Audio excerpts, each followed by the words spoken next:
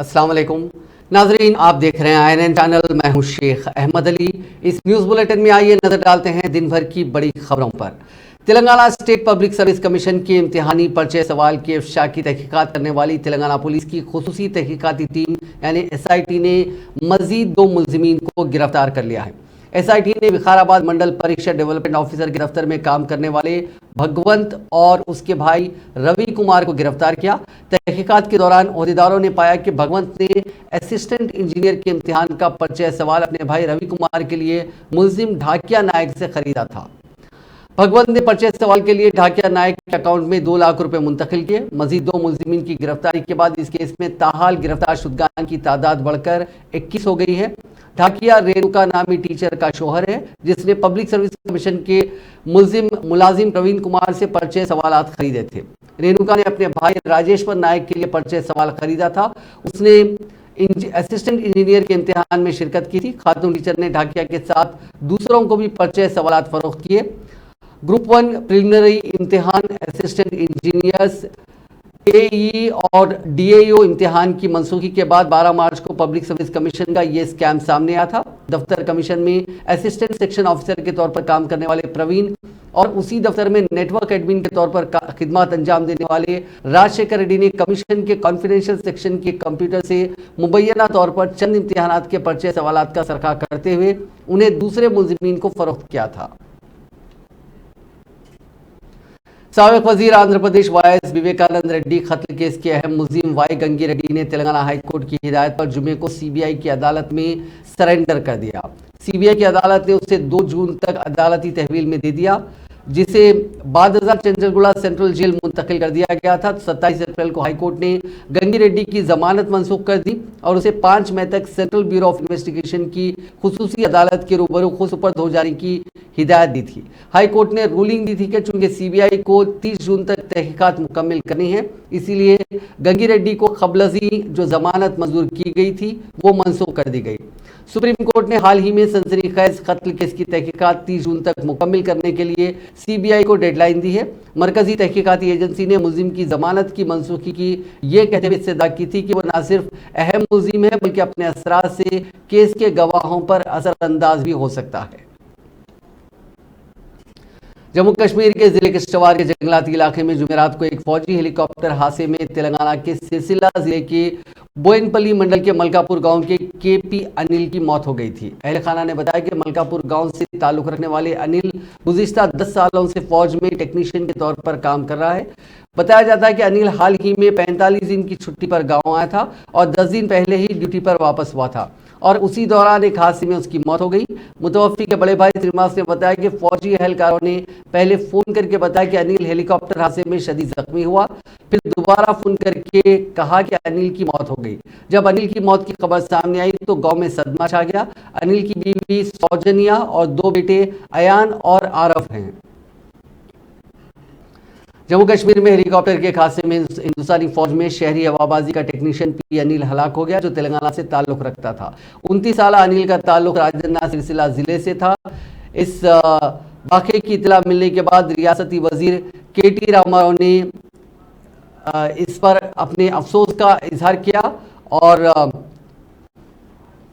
उन्होंने कहा कि नाश उनके आबाई मौजू को मुंतकली के इक़दाम किए जा रहे हैं। इस दौरान KTR ने हेलीकॉप्टर हादसे में फौजी जवान अनिल की मौत पर ताज़ियत का इजहार किया। वज़ीर मौसूफ ने एक पैगाम जारी करते हुए कहा कि हादसे में नौजवान फौजी की मौत पर उन्हें बेहद सदमा पहुंचा। उन्होंने गमज़दा अफराद खानदान से ताज़ियत का इजहार करते हुए कहा कि हुकूमत उनके साथ खड़ी रहेगी। नायब सदर तेलंगाना मनसूबाबंदी बोर्ड B विनोद कुमार और सदर तेलंगाना प्रदेश कांग्रेस कमेटी रेवंत रेड्डी ने भी अनिल की मौत पर ताज़ियत का इजहार किया। BRS पार्टी के कारगुजार सदर और रियासती वजीर KT रामाराव ने कहा कि हुस्नाबाद ने बहुत ज़्यादा कुर्बानियों के साथ मौजूदा मकाम तक पहुंचने के लिए तवील सफ़र तय किया। उन्होंने कहा कि ये कभी कच्ची आबादी और मैली कुच्ची बस्ती थी। वो हुस्नाबाद हल्के में कई तरक्याती कामों का संगी बुनियाद रखने और इफ्तिताह के बाद खिताब कर रहे थे। उन्होंने कहा कि तेलंगाना रियासत की तश्कील के बाद वज़ीर आला चंद्रशेखर राव की क़यादत में किसानों की फलाह व बहबूद की कई स्कीमें नाफिज की जा रही हैं। हमने इस खिते में खुश्क साली को हमेशा के लिए खत्म कर दिया है।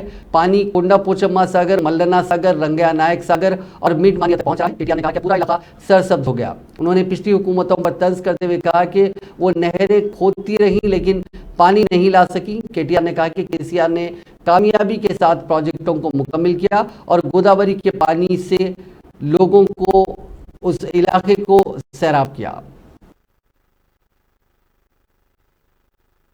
నియోజకవర్గం ఒకప్పుడు సతీష్ అన్న చెప్పినట్టు దుర్భిక్ష ప్రాంతం, నీళ్లు లేని ప్రాంతం, రాళ్ళు గుట్టలు మెట్ట ప్రాంతం. రాష్ట్రంలో కరువు ఎక్కడున్నది అంటే ఇక్కడ ఉన్నది ఉమ్మడి కరీంనగర్ జిల్లాలో, హుస్నాబాద్లో, సిరిసిల్లలో, మానకొండూరులో అని చెప్పే ప్రాంతం ఈ ప్రాంతం మొత్తం. ఇటు సిద్దిపేట, అటు దుబ్బాక, అవతలకి కామారెడ్డి, ఎల్లారెడ్డి, సిరిసిల్ల, వేములవాడ, యువతలకి మానకొండూరు, హుస్నాబాదు, ఇదంతా కూడా దుర్భిక్ష ప్రాంతం, మెట్ట ప్రాంతం. నెత్తురు గారిన నేల ఇది. ఒకనాడు నెత్తురు గారిన నేల ఈ ప్రాంతం, ఈ ఉమ్మడి కరీంనగర్ జిల్లా. నెర్రెలు బారిన నేలలు, నెత్తురు గారిన నేలలు ఆనాటి పరిస్థితి. ఈరోజు గౌరవ ముఖ్యమంత్రి కేసీఆర్ గారి నాయకత్వంలో ఆయన తీసుకున్న రైతు సంక్షేమ కార్యక్రమాల వల్ల ఇంత అద్భుతంగా అనిపించిందంటే, ఇవాళ వస్తుంటే హుస్నాబాద్ నేను వినోద్ కుమార్ గారు హైదరాబాద్లో బేగంపేట విమానాశ్రయంలో ప్రారంభమై ఎగురుకుంటా హెలికాప్టర్ ద్వారా ఇక్కడికి వచ్చినాం. వచ్చేటప్పుడు గోదావరి నీళ్లు పెద్దలు చెప్తారు, ఆనాడు భగీరథ మహాముని శివునికి ప్రార్థించి, మా దేవుడికి ప్రార్థించి శివునికి మొక్కి, అయ్యా ఇక్కడ చచ్చిపోతున్నాం నీళ్లు లేక, నీ నెత్తి మీద ఉన్న గంగను కిందికి ఇడిచిపెట్టు అంటాడు. ఆనాడు దివి నిండి భూమికి తెచ్చినోడు ఆనాటి భగీరథుడు. పైకి వెళ్ళి కిందికి నీళ్లు తెచ్చిండు. కానీ కేసీఆర్ గారు ఇలా కింద ఉన్న वजीर आईटी व इंडस्ट्रीज तारक रामाराव ने कहा कि इनोवेशन सिर्फ नौजवानों में नहीं बल्कि गवर्नेंस में भी आने की जरूरत है। इस वक्त ये ही मुल्क को आगे बढ़ाएगा। वरंगल के किड्स कॉलेज में इंक्यूबेशन सेंटर का इफ्तिताह करने के बाद तुलबा से खिताब करते हुए वजीर मौसूफ ने कहा कि तुलबा को 3I उसूलों पर चलने की जरूरत है। 3I का मतलब इंफ्रास्ट्रक्चर, इनोवेशन और इंक्यूबेशन ग्रोथ है। उन्होंने कहा कि एक दौर की सोच सरकारी मुलाजिमत हासिल करने की होती थी, लेकिन इस सोच को बदलने की जरूरत है। अगर सरकारी मुलाजिमत हासिल नहीं होती है तो ऐसी सूरत में खानगी मुलाजिमत हासिल करने की कोशिश करनी चाहिए। वजीफे पर सुबुकदोशी से कबल मकान तामीर करना, बच्चों की शादियां और तालीम मुकम्मल करना एक वक्त की सोच रहती थी, लेकिन इस तरह की सोच में भी तब्दीली लाने की जरूरत है। केटीआर ने कहा कि दौरे हाजिर की नस्ल कोई ना कोई स्टार्टअप चला रहे हैं और वो किसी एक काम में मसरूफ है, किसी एक मकाम पर मुलाजिमत हासिल होती है। అయినా ధైర్యం ఏంటంటే నేను కిడ్స్ లాంటి మంచి కాలేజీలో చదువుకున్నా, నా డిగ్రీతో ఎక్కడైనా ఉద్యోగం వస్తుంది. ఒక ఉద్యోగం కాకపోతే ఇంకో ఉద్యోగం తీసుకోవచ్చు. ఇది కాకపోతే ఇంకోటి, ఇంకోటి కాకపోతే ఇంకోటి. నాకు డోకా లేదు, నా స్కిల్ సెట్ ఉంది, నాకు ప్రపంచంతో కొట్టిపడే ధైర్యం నాకుంది. కాబట్టి బరాబర్ గట్ట ఈఎంఐలు ఏడబోతుంది, నాకు ఆ సత్తా ఉంది అనే కాన్ఫిడెన్స్ ఈ జనరేషన్లో ఉంది. ఈ మాట ఎందుకు చెప్తున్నా అంటే, మన పిల్లల్లో, మన సమాజంలో వచ్చిన ఈ మార్పు మన గవర్నమెంట్లో మాత్రం రాలేదు. గవర్నమెంట్ ఇంకా కూడా ముస పద్ధతిలో మడిగట్టుకొని అప్పు చేయొద్దు, అప్పు చేసి పప్పు కూడా తినొద్దు అనే పాతకాలం చింతకాయ పచ్చడి ఏదో ఉంటుండదో అదే డైలాగులు, అదే కథ తప్ప. ఇప్పుడు చిన్న విషయం ఎగ్జాంపుల్ చెప్తాను. ఇన్ఫ్రాస్ట్రక్చర్ బిల్డ్ చేయాలి. ఇక్కడ ఉన్న వాళ్ళు ఎవరైనా బయటికి ఎక్కడైనా వేరే కంట్రీకి పోయి ఇండియా వస్తే ఎంత బాధ అవుతుందంటే, అంటే అక్కడ హైవేలు ఎందుకు బాగున్నాయి, మన ఎందుకు బాగాలేవు, అక్కడ రోడ్లు ఎందుకు బాగుంటాయి, మన ఎందుకు బాగాలేవు, ఈ ఆలోచన ఆటోమేటిక్గా వస్తుంది ఎవరికైనా కూడా. ఎందుకు బాగుంటలేవు? ఎందుకు అంటే మనకు ఆ డైనమిజం లేదు. అది కంట్రీ బోల్డ్ ఎకనామిక్ రిఫార్మ్స్ తేవాలి, ఆర్థిక సంస్కరణలు తేవాలనే ఆలోచన లేదు. ఎందుకు లేదు? భయం, సోషియలాజికల్ కండిషనింగ్. ఈ మాట ఎందుకు చెప్తున్నాను నేనంటే, మీకు దయచేసి when you are getting out of this college, infrastructure మీద ఫోకస్ గవర్నమెంట్స్కి రావాలి, ఇండివిజువల్స్ కూడా రావాలి. మనం ఏం చేసినా ప్రపంచ స్థాయిలో ఆలోచించాలి తప్ప కింద ఆలోచించకూడదు. That is the first request I have for you. Innovation అని ఇన్నోవేషన్ वजीर खजाना हरीश राव ने कहा कि जब चंद्रशेखर राव सिर्फ सिद्दीपेट के रुकने असेंबली थे, उन्होंने हरिता हरम प्रोग्राम की शुरुआत की थी, जो आज हरिता नदी के क़याम के लिए एक मिसाली प्लेटफॉर्म बन गया। रियासती वजीर ने जुमे को सिद्दीपेट के तेजावनम अर्बन फॉरेस्ट पार्क में central mega nursery centre for excellence, हरिता नदी नर्सरी और फिर मारपड़गा में फॉरेस्ट बीट ऑफिसर्स के क्वार्टर्स का इफ्तिताह किया। इस मौके पर उन्होंने महकमा जंगलात के अफसरान को मशवरा दिया कि वो एवेन्यू प्लांटेशन को अवलीन तरजीह दें। उन्होंने कहा कि 3 साल के लिए 50 लाख के प्लांट की गुंजाइश वाली सेंट्रल नर्सरी के क़याम के लिए 5 करोड़ 85 लाख रुपए का फंड मख्तस किया गया है। रियासती वजीर प्रशांत रेड्डी ने कहा कि जून के महीने में चीफ मिनिस्टर चंद्रशेखर राव के हाथों यादगार तेलंगाना शहीदां का इफ्तिताह अमल में लाया जाएगा। चीफ मिनिस्टर चंद्रशेखर राव की हिदायत पर वजीर प्रशांत रेड्डी ने आज हुसैन सागर के साहिल पर तामीर होने वाले यादगार तेलंगाना शहीदां के कामों का मुआयना किया।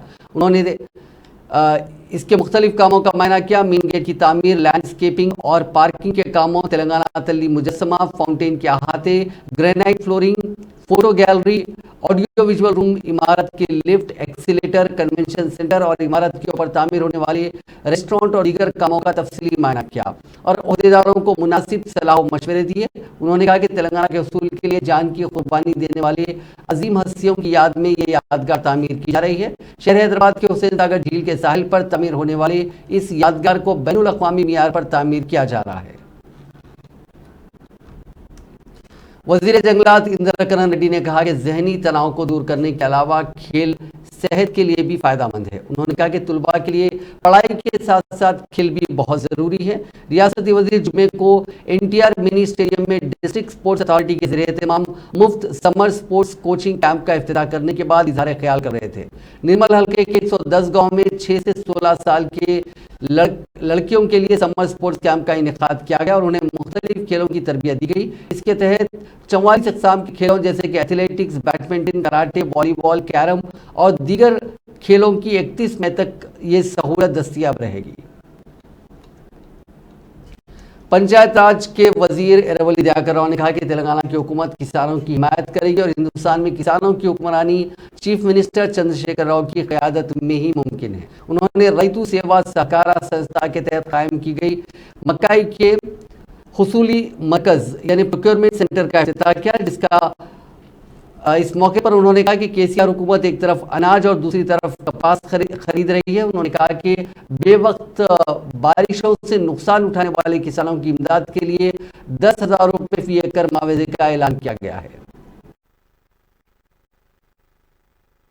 కేంద్రానికి ఏర్పాటు చేయడం జరిగింది। నేను రైతులందరికీ విజ్ఞప్తి చేసేది ఒకటే, ముఖ్యమంత్రి గారు ఒక మనసున్న మారారు, రైతులు ఎక్కడ ఇబ్బంది పడ్డారన్నా కూడా చొరవ తీసుకునే మహానుభావుడు। మొక్కలు పడిపోయినాయి, 1500-1600 కంసాలని తెలిసి ఎంబడే అంతకుముందు మంచిగానే అమ్మింది, దాదాపు 2000 దాకా అమ్మింది। ఇక ఎప్పుడైతే ప్రభుత్వం కొంటలేదని తెలుసుతోటే ఎంబడే పడగొట్టారు। మళ్ళా ప్రభుత్వం కొంటామని చెప్పాకే 1962 గొట్టవలకే ఇప్పుడు మళ్ళా పెంచారు। అంటే 2000 కాలం కొంటారు, ఎక్కువ కొంటారు। ఎందుకంటే ప్రభుత్వం కొంటారన్న వరకే వాళ్ళకి అవసరం, ఈ పోటీ వాళ్ళకి కానీ వీళ్ళకి కానీ అవసరం। కానీ ఏదో తక్కువ కొనాలి, రైతులు ఇబ్బంది పెట్టాలనే ఆలోచనతో ఉన్నోళ్ళు ఈ రోజు మళ్ళా కనిపించు జరిగి వాళ్ళ కొంటలు జరుగుతున్నారు। మరి ముఖ్యమంత్రి గారు ఒక మనసున్న మహారాజు కాబట్టి రైతులు ఏ ఇబ్బంది పడకుండా ఇవాళ వాస్తవంగా మనం అందరం కూడా ఆలోచించుకోవాలి। ఇలా కాంగ్రెస్ వాళ్ళు బీజేపీలకు ఏం పని లేదు, వీళ్ళు నేను అంటున్నా। वजीर इंफॉर्मेशन टेक्नोलॉजी KT रामाराव हफ्ता यानी 6 मई को महबूब नगर में 5 मंजिला IT टावर का इफ्तिताह करेंगे, जो 4 एकड़ अराजी पर तामीर किया गया। 40 करोड़ रुपए के मसारिफ से तामीर करदा ये IT टावर तमाम असरी सहूलतों से आरास्ता है, जहाँ इंफॉर्मेशन टेक्नोलॉजी की कंपनियां अपने यूनिट्स कायम कर सकती हैं। जिले महबूब नगर के मजाफती इलाके देवतीपल्ली में ये IT टावर तामीर किया गया। जुलाई 2018 में KTR ने ही इस टावर का संग बुनियाद रखा था। हैदराबाद बेंगलुरु कौमी शाहराह को टावर से मजबूत करने के लिए 100 फीट की रोड भी तामीर की गई है। तेलंगाना IT इन्वेस्टमेंट्स की chief executive officer R Vijaya ने बताया कि ताहाल IT टावर से अपने ऑपरेशन शुरू करने के लिए 8 कंपनियां आगे आई हैं और उनके लिए जगह भी अलॉट कर दी गई है। वजीर स्पोर्ट्स श्रीनिवास गौड़ ने IT टावर का दौरा करते हुए इफ्तिताही तकरीब के इंतजाम का जायजा लिया। हैदराबाद को इंफॉर्मेशन टेक्नोलॉजी के शोबे का मरकज बनाने के बाद हुकूमत अब अजला में भी इस किस्म की सहूलत फराहम कर रही है। वजीर सिविल सप्लाईज गंगला कमलाकर ने आज करीमनगर रूरल मंडल के तिगला गुड्डापल्ली गांव में बस्ती दवाखाने का इफ्तिताह किया। इसी तरह उन्होंने करीमनगर डिस्ट्रिक्ट हॉस्पिटल में जहनी बीमारों के इलाज के सेंटर का इफ्तिताह किया। इस मौके पर खिताब करते हुए वजीर कमलाकर ने कहा कि रियासती हुकूमत गरीबों को मियारी तिब्बी इलाज फराहम कर रही है।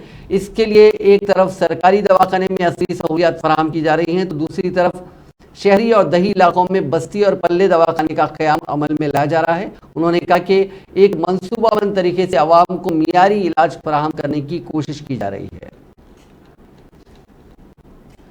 तेलंगाना कांग्रेस उमूर के incharge general secretary Manik Rao Thakre ने कहा कि 8 मई को शहर के सरूनगर स्टेडियम में प्रियंका गांधी रियासत के बेरोजगार नौजवानों और तुलबा से खिताब करेंगी। सरूनगर में प्रियंका गांधी के जलसे की तमाम तैयारियां मुकम्मल हो गई हैं। इस जलसे में चंद्रशेखर राव हुकूमत की बेरोजगार नौजवानों और तुलबा के साथ इख्तियार करदा रवैये को पेश किया जाएगा और बेरोजगार नौजवानों की प्रियंका गांधी हिम्मत अफजाई करेंगी। उन्होंने इस जलसे को कामयाब बनाने की नौजवानों से अपील की। इस मौके पर मानिक राव ठाकरे ने कहा कि कर्नाटक में बीजेपी की शिकस्त यकीनी है। इम्कानी शिकस्त से कायफ होकर बीजेपी ने आज कांग्रेस के दफ्तर पर एहतजाजी मुजाहरा करने की कोशिश की।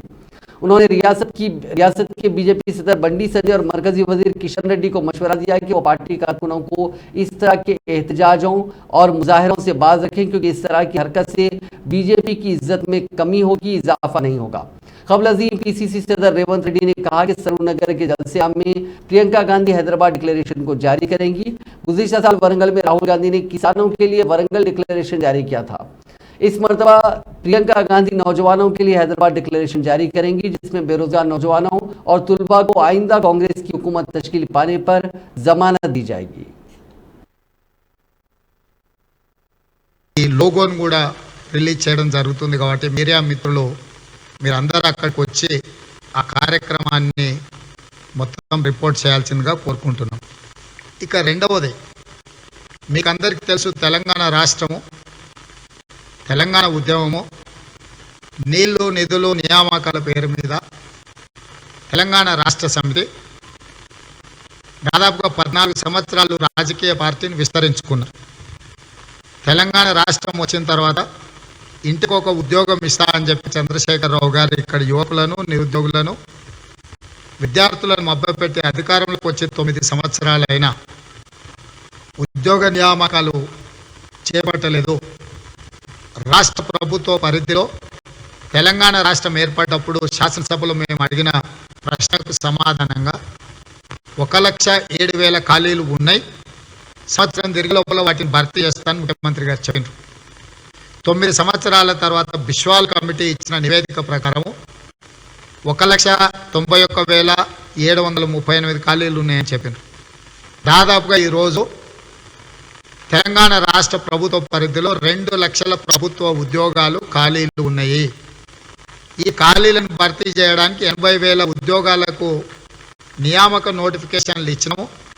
తెలంగాణ పబ్లిక్ సర్వీస్ కమిషన్ ఈ పరీక్షలు నిర్వహిస్తుందని చెప్పి ఆర్భాటంగా ప్రకటనలు। सीएलपी लीडर भट्टी विक्रमार्का की पदयात्रा आज 50वें दिन में दाखिल हो गई। उन्होंने आज बीबी नगर के किसानों से मुलाकात करते हुए उनके मसाइल और हालिया गैर मौसमी बारिश के बाद होने वाले नुकसानात की तफसीलात हासिल की। साथ ही हुकूमत की जानिब से धान की खरीदी से मुताल्लिक किसानों के साथ तबादला ख्याल किया।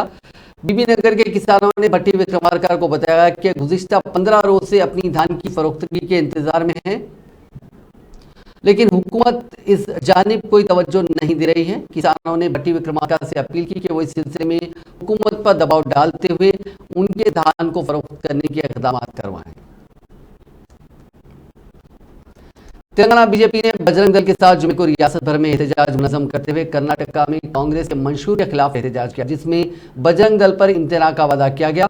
हैदराबाद में बीजेपी और बजरंग दल के कायदीन ने गांधी भवन पर हनुमान चालीसा पढ़ने के लिए एक रैली निकालने की कोशिश की, लेकिन पुलिस ने उन्हें ऐसा करने से रोका और हिरासत में ले लिया। चंद एहतजाजी पुलिस की जानिब से नस्ब करदा बैरिकेड्स तक पहुंच गए और मुतनाज़ा नारे लगाने लगे, जिसकी वजह से पुलिस और बीजेपी के कारकुनों में थक्कापेल हुई। निजामाबाद में दफ्तर बीजेपी पर उस वक्त कशीदगी देखी गई जब पुलिस ने पार्टी कारकुनों को हनुमान चालीसा पढ़ने के लिए कांग्रेस ऑफिस जाने से रोक दिया।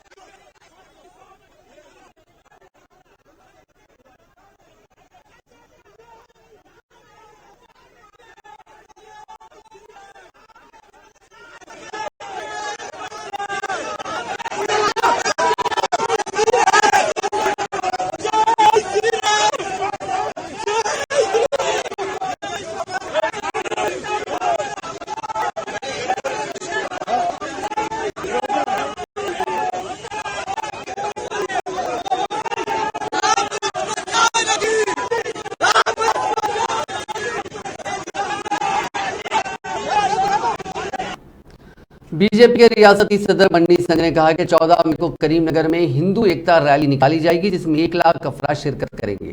हिंदू एकता यात्रा में असम के चीफ मिनिस्टर हेमंत बिस्वा शर्मा और तेलंगाना बीजेपी उमूर के इंचार्ज तरुण चुग के अलावा बीजेपी के अहम कायदीन शिरकत करेंगे। उन्होंने कहा कि हिंदू धर्म के तहफ्फुज़ के लिए जदोजहद करने वाले हर फर्द को इस यात्रा में शिरकत की अपील की जाती है। इस यात्रा के जरिए हिंदुओं को मुत्तहिद किया जाएगा। YSR Telangana party leader Y Sharmila ने जुम्मे को तेलंगाना के महकमे इंफॉर्मेशन टेक्नोलॉजी के खिलाफ एक शिकायत दर्ज करवाते हुए Telangana state public service commission के पर्चे सवाल के लीक में महकमे के मुश्तबा रोल के खिलाफ एक फर्स्ट इंफॉर्मेशन रिपोर्ट यानी एफआईआर दर्ज करने की ख्वाहिश की। उन्होंने बेगम बाजार पुलिस स्टेशन में शिकायत दर्ज करवाई और इल्जाम आयद किया कि खुसूसी तहकीकाती टीम प्रगति भवन चीफ मिनिस्टर की सरकारी रिहायशगाह की हिदायत पर काम कर रही है और इस पर भरोसा नहीं किया जा सकता। उन्होंने कहा कि इस केस में बड़ी शख्सियात मुलविस हो सकती हैं और वजीर इंफॉर्मेशन टेक्नोलॉजी केटी रामाराव के अलावा उनके महकमे के ओहदेदारों के रोल की भी तहकीकात की जानी चाहिए।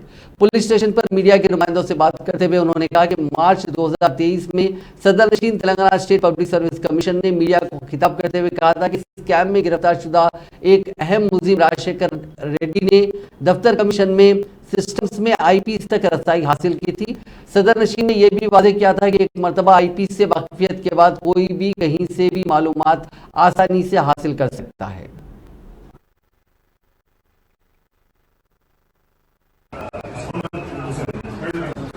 మన రాష్ట్రంలో ప్రతి సిస్టమ్ కు బాధ్యత వహించాల్సింది ఐటీ శాఖ కాదా? అసలు ప్రతి సిస్టమ్ కి ఒక ఆడిట్ జరగాలి. అంటే కంప్యూటర్ సిస్టమ్ అంటే ప్రతి సిస్టమ్ కి ఆ సిస్టమ్ మెయింటెనెన్స్ ఎలా జరుగుతుంది, ఆ సిస్టమ్ కి డిజిటల్ సెక్యూరిటీ ఉందా, ఫైర్ వాల్ ప్రొటెక్షన్స్ ఉన్నాయా, అథెంటికేషన్ లెవెల్స్ ఉన్నాయా, ఏదైనా భద్రతకు సంబంధించిన విషయం లేకపోతే సీక్రెట్ గా ఉండాల్సిన విషయం ఎవరైనా యాక్సెస్ చేయాలనుకుంటే ఇంకొక మనిషికి లేకపోతే పై అధికారికి ఒక ఓటీపీ వెళ్ళడమో లేకపోతే పై అధికారి అప్రూవల్ కోసం ఒక ఫింగర్ ప్రింట్ ఇవ్వడమో ఇలాంటి ఏదైనా సిస్టమ్స్ ఉన్నాయా లేవా? అసలు ఆడిట్ అన్నది మన ఐటీ డిపార్ట్మెంట్ ప్రతి సిస్టమ్ కి చేయాల్సి ఉంది. అది జరుగుతుందా లేదా? ఒకవేళ అది జరుగుతుంటే దానికి సంబంధించిన సర్టిఫికెట్లు ఉంటాయి. టీఎస్పీఎస్సీ లో ఉన్న సిస్టమ్స్ అన్నిటికీ కూడా అసలు ఆడిట్ సర్టిఫికెట్స్ ఉన్నాయా?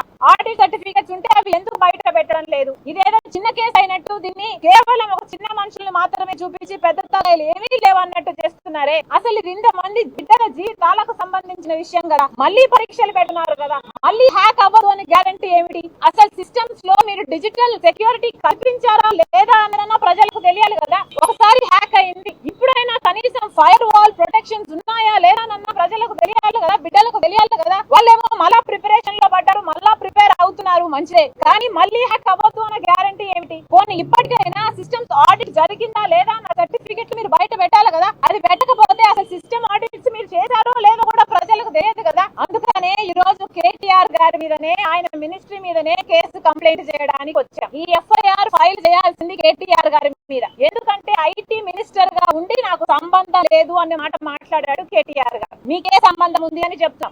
ఐటీ లా ప్రకారం కేటీఆర్ గారు ఐటీ మినిస్టర్ కు సంబంధం ఉంది, ఐటీ శాఖ అఫీషియల్స్ కు సంబంధం ఉంది. అలాంటప్పుడు మీరు తప్పించుకునే అవకాశమే లేదు. అసలు మీ మీదనే కేసు పెట్టాలి, ఎంక్వైరీ జరగాలి. మీరు అసలు అన్ని సిస్టమ్స్ ను ఆడిట్ చేస్తున్నారా లేదా ఎంక్వైరీ జరగాలనే ఈ ఎఫ్ఐఆర్ కేటీఆర్ గారి మీదనే కేసు కంప్లైంట్ ఫైల్ చేయడానికి బేగం బజార్ పోలీస్ స్టేషన్ కు రావడం జరిగింది. ఇది ఎఫ్ఐఆర్ ఫైల్ చేసాం, దాని అక్నాలెడ్జ్మెంట్.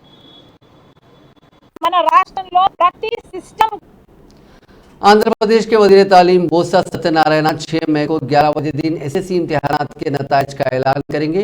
महकमे स्कूली तालीम की तरफ से जारी करदा प्रेस नोट में तुलबा को मशवरा दिया गया कि 11 बजे दिन के बाद वेबसाइट bsc.ap.gov.in पर नताइज मुलाहिजा कर सकते हैं।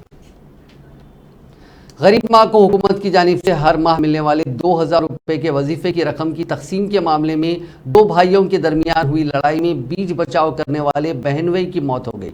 यह अफसोसनाक वाकया जगतियाल शहर के विजयपुरी कॉलोनी में पेश आया।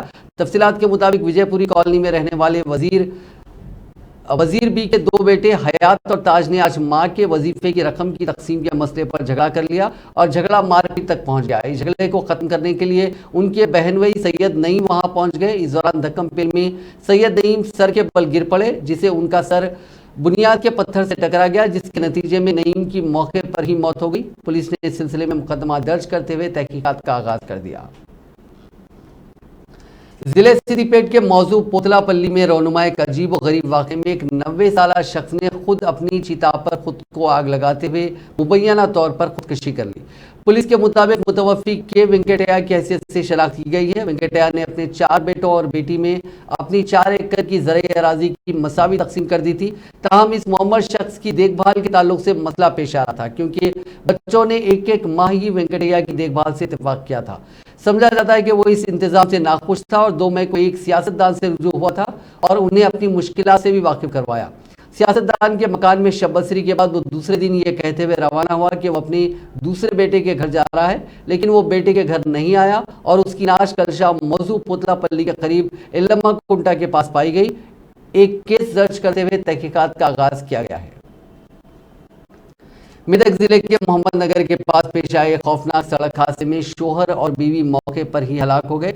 यहां मौसूल होने वाली इत्तला के मुताबिक जीरी मेटला से ताल्लुक रखने वाले शोहर बीवी मंदिर के दर्शन के बाद एक ऑटो में वापस हो रहे थे। यह ऑटो लॉरी को ओवरटेक करने के दौरान आगे बढ़ गया और मुख्तलिफ से आने वाली आरटीसी बस से टकरा गया, जिसके नतीजे में ऑटो में सवार शोहर और बीवी हलाक हो गए और ऑटो में सवार दीगर 4 अफराद शदीद जख्मी हैं, जिनमें एक की हालत तशवीशनाक बताई गई है। तूपरान के डीएसपी यादगिरी और नरसापुर के सर्कल इंस्पेक्टर लाल मधुर ने हादसे की इत्तला पर फौरी मकाम हादसे पर पहुंच गए और दोनों की नाशों को मुर्दाखाना मुंतकिल कर दिया। रियासत तेलंगाना के जिले निजामाबाद में कुत्तों ने दहशत मचा दी है। मिर्ची कंपाउंड, कोटा गली, गायत्री नगर में कुत्तों ने 12 अफराद पर हमला किया। उन मुतासरीन में 10 बच्चे भी शामिल हैं। ये तमाम अफराद शदीद जख्मी हो गए। तमाम जख्मियों को अस्पताल ले जाया गया। कुत्तों के हमलों से मकामी लोग खौफजदा हैं। मकामी अफराद ने हुक्काम से आवारा कुत्तों के खिलाफ कार्रवाई का मुतालबा किया। वाज़ेह है कि रियासत के बाज़ अजला में पहले ही लोग आवारा कुत्तों के हमलों से परेशान हैं। ऐसे में निजामाबाद में पेश आई इस वाक़े ने लोगों में तशवीश की लहर पैदा कर दी। इस दौरान कमिश्नर निजामाबाद म्युनिसिपल कॉरपोरेशन की जानिब से जारी करदा बयान में बताया गया कि कुत्तों का नसबंदी का ऑपरेशन किया जा रहा है। कहा गया है कि लोग अफवाहों पर तवज्जो ना दें। अगर कुत्तों से मुतालिक कोई मसला दरपेश हो तो फौरी हुक्काम से फ़ोन पर राब्ता कायम किया जा सकता है।